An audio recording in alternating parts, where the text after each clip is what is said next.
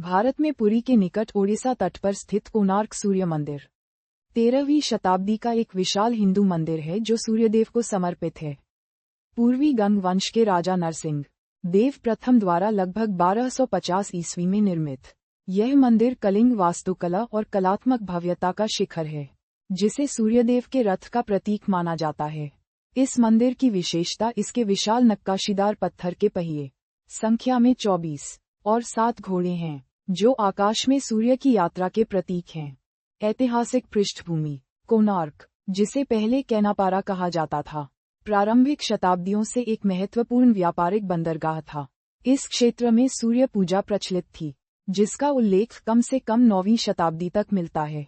वर्तमान मंदिर का निर्माण एक पुराने सूर्य मंदिर के पास या उसके स्थान पर किया गया था, जिसमें पुराने ढांचे के कुछ हिस्सों को नए भवन में शामिल किया गया था। वास्तुकार शिव सामंतराय महापात्र की देखरेख में मंदिर के निर्माण में लगभग 12 वर्ष लगे और 1200 कारीगरों ने इसमें योगदान दिया। वास्तुकला और प्रतीकवाद। मंदिर को सूर्यदेव के विशाल रथ के रूप में डिजाइन किया गया है, जिसमें जटिल नक्काशीदार पत्थर के 12 जोड़े पहिए हैं। प्रत्येक का व्यास लगभग 3 मीटर है, जो हिंदू कैलेंडर के 12 महीनों का प्रतीक है, और इसे 7 घोड़े खींचते हैं। मुख्य मंदिर कभी 200 फीट से भी ऊंचा था, लेकिन अब ये लगभग खंडहर में है।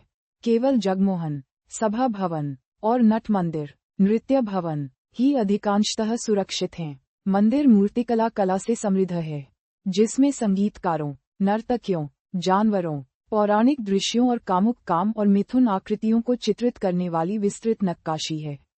दुर्गा, विष्णु और शिव जैसे प्रमुख हिंदू देवताओं की मूर्तियां मौजूद हैं, जो मंदिर में विभिन्न हिंदू परंपराओं के एकीकरण को दर्शाती हैं। क्षय और जीर्णोद्धार। मंदिर के विनाश का कारण विवादास्पद बना हुआ है, जहां कुछ सिद्धांत क्षरण जैसे प्राकृतिक कारणों का सुझाव देते हैं, वहीं अन्य 15वीं और 17वीं शताब्दी के बीच मुस्लिम आक्रमणों के दौरान जानबूझकर किए गए विनाश की ओर इशारा करते हैं। 18वीं शताब्दी तक मंदिर वीरान हो गया था और जंगल से आच्छादित हो गया था। प्रसिद्ध अरुण स्तंभ, सूर्य के सारथी को समर्पित स्तंभ, को मराठों ने हटाकर पुरी के जगन्नाथ मंदिर में स्थापित कर दिया था। ब्रिटिश पुरातत्वविदों ने 19वीं और 20वीं शताब्दी में इसके संरक्षण के प्रयास किए, शेष संरचनाओं को स्थिर किया और स्थल की रक्षा की। अपनी खंडहर अवस्था के बावजूद यह मंदिर एक प्रमुख तीर्थस्थल है और 1984 में इसे यूनेस्को विश्व धरोहर स्थल घोषित किया गया था। सांस्कृतिक महत्व। यह मंदिर न केवल एक वास्तुशिल्पीय उत्कृष्ट कृति है, बल्कि सूर्य देव से जुड़ी धार्मिक मान्यताओं से भी गहराई से जुड़ा है। ये पुरी के जगन्नाथ मंदिर और भुवनेश्वर के लिंगराज मंदिर के साथ ओडिशा के विरासत स्थलों के स्वर्ण त्रिभुज का हिस्सा है। यह मंदिर भारतीय 10 रुपये के नोट पर अंकित है, जो इसके सांस्कृतिक महत्व को दर्शाता है। ओडिया और अन्य भाषाओं में कई साहित्यिक कृतियां इस मंदिर और इसकी किंवदंतियों का गुणगान करती हैं। यह मंदिर कवियों, कलाकारों और भक्तों को प्रेरित करता रहता है।